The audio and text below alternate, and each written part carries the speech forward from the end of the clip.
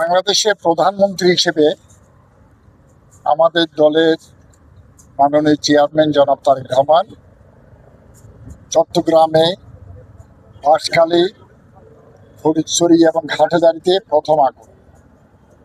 বন্যা কবলিত এলাকা বাঁশখালী, হাটাজারি সহ ফটিকছড়ি বন্যা কবলিত এলাকা পরিদর্শন এবং জনগণের সাথে সাক্ষাৎ করার জন্য এবং সম্ভাব্য কিছু রিলিফ সামগ্রী বিতরণ করবে। এই উপলক্ষে আমাদের মাননীয় প্রধানমন্ত্রী চট্টগ্রামের আগমন।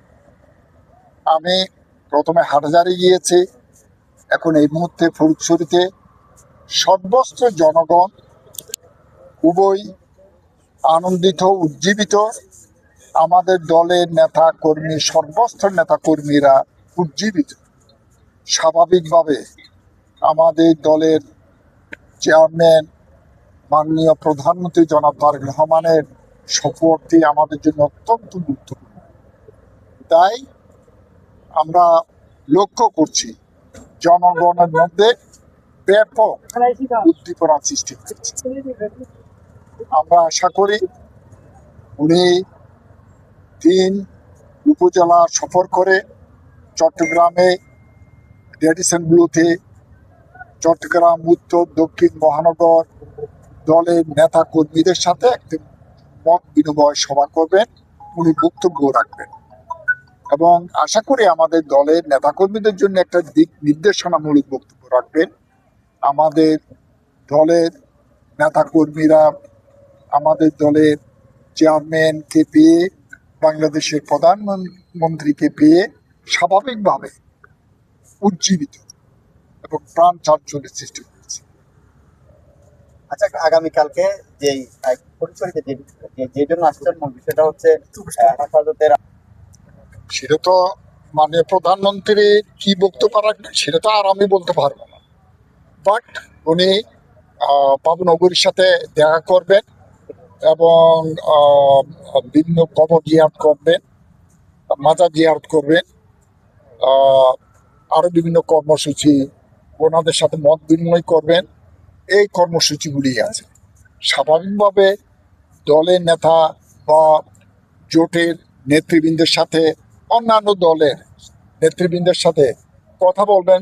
স্বাভাবিক দেশের মঙ্গলের জন্য, এলাকার উন্নয়নের জন্য এই বক্তব্যগুলোই আশা করবেন। এছাড়াও মাননীয় প্রধানমন্ত্রী ওনার দৃষ্টিকোণ থেকে যেটা ভালো সেটাই উনি উপস্থাপন করেন। আপনি তো চট্টগ্রাম উত্তরের দায়িত্বে ছিলেন, তো উনি মাননীয় প্রধানমন্ত্রী আগামীকাল ফটিকছড়ি এবং হাটাজারি, এটা আপনার সাংগঠনিক আপনার জেলা, এই জেলাগুলোর জন্য, বিশেষ করে চট্টগ্রাম উত্তর জেলার জন্য মাননীয় প্রধানমন্ত্রীর কোনো ঘোষণা আছে কিনা এবং মাননীয় প্রধানমন্ত্রীর প্রতি আপনার কোনো দাবি আছে কিনা, প্রত্যাশা আছে কিনা?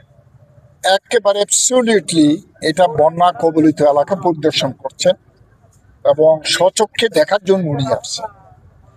এখানে কোনো দাবি দাওয়া নাই, ওনার কোনো কিছু নেই। সুতরাং স্বাভাবিকভাবে একটা দেশের প্রধানমন্ত্রী যখন স্বচক্ষে দেখার জন্য এলাকায় আগমন করবেন, গ্রামাঞ্চলে যান, এর থেকে বড় কিছু তো বলার বা পাওয়ার আশা কিছু করে না। উনি যখন একটা জিনিস স্বচক্ষে দেখবেন, স্বাভাবিকভাবে উনি সেভাবে ওনার কর্মসূচি গ্রহণ করেন। আপনি একটা কথা বলেছেন যে উনি এক্সামগুলোতে রাজনৈতিক নেতৃবৃন্দ নিয়ে একটা আলাপ আলোচনা করবেন। এই আলাপ আলোচনার অংশ হিসেবে যেহেতু উত্তর জেলা কমিটিটা অনেকটা বিরক্ত দিগন্তরে চলে আসে, এটা নিয়ে কোনো কার্যক্রম আসবে কিনা? এখানে এটা বলা যায় একটা সাংগঠনিক ব্যাপার, এটা কেন্দ্র থেকে করা হবে নির্দিষ্ট সময়। আর যে আগামীকাল যে রেডিসন ব্লুতে যে আমাদের মিটিং নেতা কর্মীদের সাথে, এটা কোনো সম্পর্ক নাই। স্বাভাবিক দীর্ঘদিন পরে দলের মাননীয় চেয়ারম্যানের সাথে প্রধানমন্ত্রী হিসেবে সাক্ষাৎ হবে। আমাদের দলের নেতাকর্মী, সর্বস্তরের নেতাকর্মীরা চাঙ্গা এবং উজ্জীবিত হবে।